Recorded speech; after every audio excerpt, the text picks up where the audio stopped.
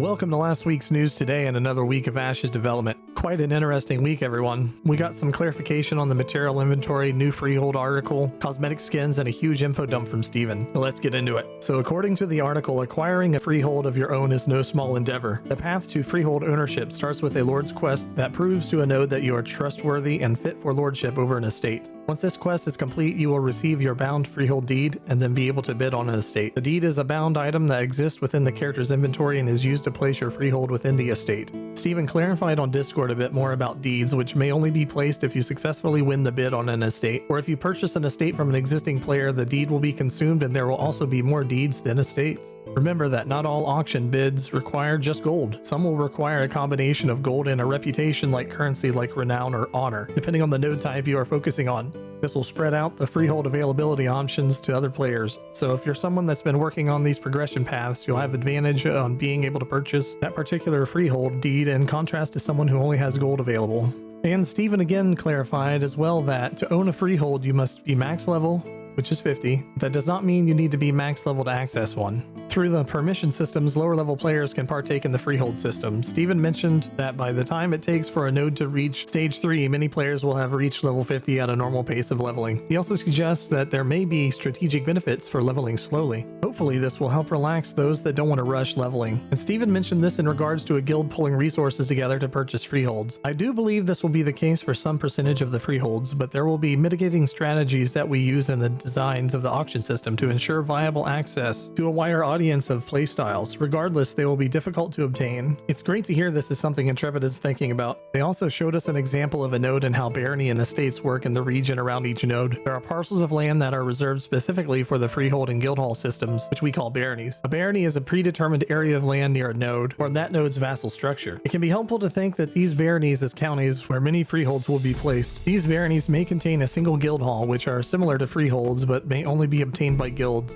Within each barony, several estates exist that may be bid on by individual players. After you've successfully bid on an estate, your freehold deed will be available to place within the boundary of that successfully purchased estate. Once the deed has been placed, this will start your freehold and give you access to the shed. Bringing materials to your freehold can be stored in your shed as you prepare to build your home and other buildings. Remember that an estate can have one freehold. Freeholds can be at a minimum 100 meters apart. It used to be 150 meters. This means at estate borders, you'll need to have your freeholds at least 100 meters apart if you choose to place them there. And aside from proximity, guild halls may have the ability to confer benefits to the surrounding estates by speccing into certain passives in their guild skill tree at various guild levels, so long as the guild that owns the guild hall has achieved a patron status within the node, which requires a lengthy quest line. Not all guild halls can be purchased within a node. Only a limited amount of the available locations will be available for guild halls to be placed. We learned from the podcast that only a limited number of guild halls are available around the node concurrently. For example, you might have a choice of 6, but only 2 are available at node level 5 and 3 at node level 6. That means a maximum of 3 guild halls can exist at a given time per node, and it's up to guilds to choose which ones are active. Next, if you want to offer sales and services to players visiting your freehold, consider making room for business buildings. Setting up a potion vendor near a popular hunting area of the game may make your freehold a destination for adventuring players. There are numerous services your freehold can offer to other players, such as item shops, consumables within taverns, and resting inns. These services can work without the owner being present. Maintaining businesses requires licensing and payments to the node your freehold is associated with. This permitting system allows for a certain number of buildings to be constructed on a freehold. Permits can be obtained from the same node the freehold was certified from, and buildings that require permits will have an additional upkeep cost. Also, if you want your freehold to play a part in crafting and processing, artisan buildings will be something you'll want to make room for on your freehold. Since the highest levels of processing can only happen on freeholds, having artisan buildings that benefit processing and the stations associated with those artisan buildings can make your freehold an important component of the world's economic chain. Constructing an artisan building will allow players to place the profession stations related to that profession of that building, and those stations can be placed anywhere on your freehold where the surface allows. Profession stations do not need to be placed within the artisan building specifically. In addition, artisan buildings provide their bonuses to all stations on the freehold. All freehold buildings except for housing require a permit from a node of a certain level, and that may add an additional upkeep cost to keep the building running. On Discord, Steven said mayors cannot control the freehold building permits. They can, however, adjust the tax rate of the permits based on permit type. A freehold can be a lot to manage on your own, and having your family help can be advantageous to making your freehold as productive for everyone as possible. Permissions to help manage your home are handled through affiliations like your guild and family system.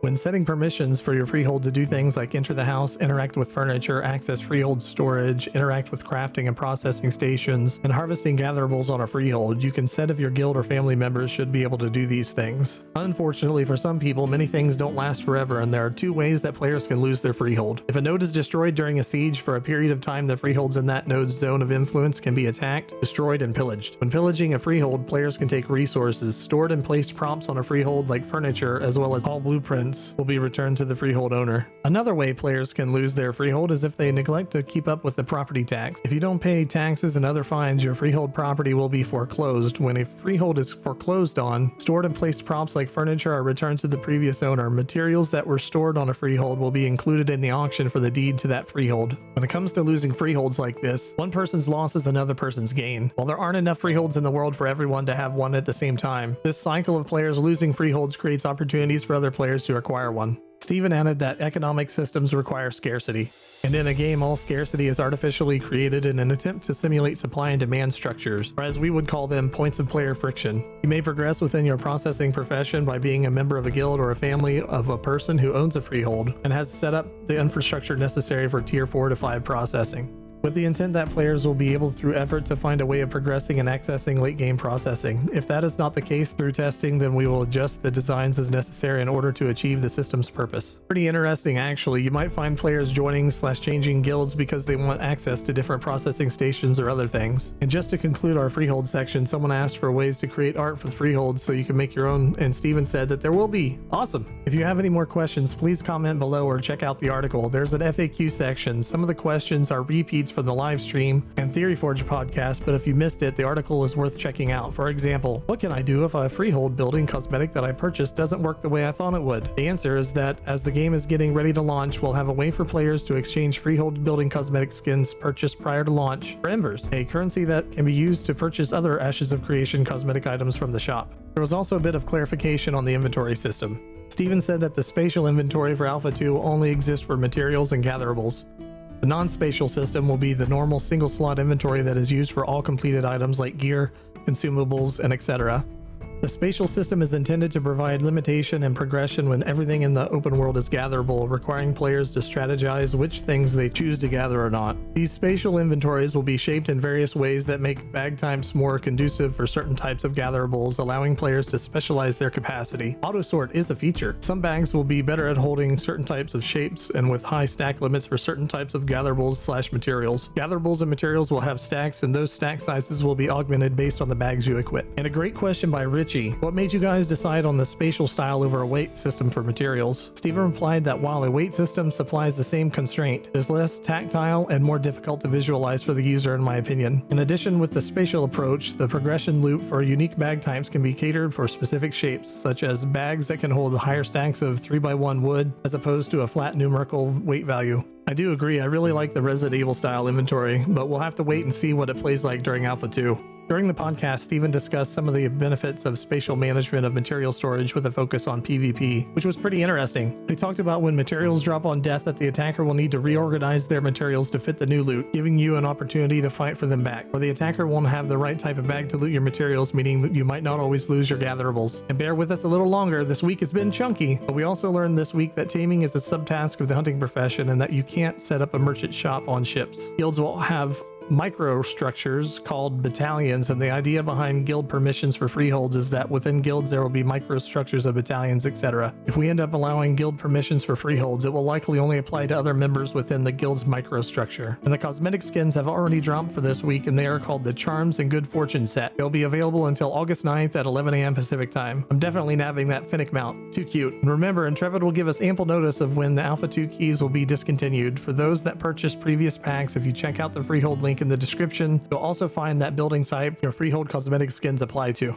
Quick reminder that the node development update is planned for a future live stream, maybe as soon as this month if it's ready. They usually announce the topics and confirm the date and a time a week or the last Friday of the month. Fingers crossed it's ready. We've been waiting for around 6 years since Nodes 2, so a little longer can't hurt. Next, the date for the next office hours discussion was announced too. This is a discussion that will be held on Discord with community managers Roshan and Vaknar on Wednesday, July 19th at 11 a.m. Pacific time. This topic is on freeholds and everything about them. We're almost there, but there's small changes to the career page. If you or anyone you know is interested, applications can be submitted via their career website. link down below the video. Finally, we've got Fan Art Friday with a funny comic strip by Y4. Great job.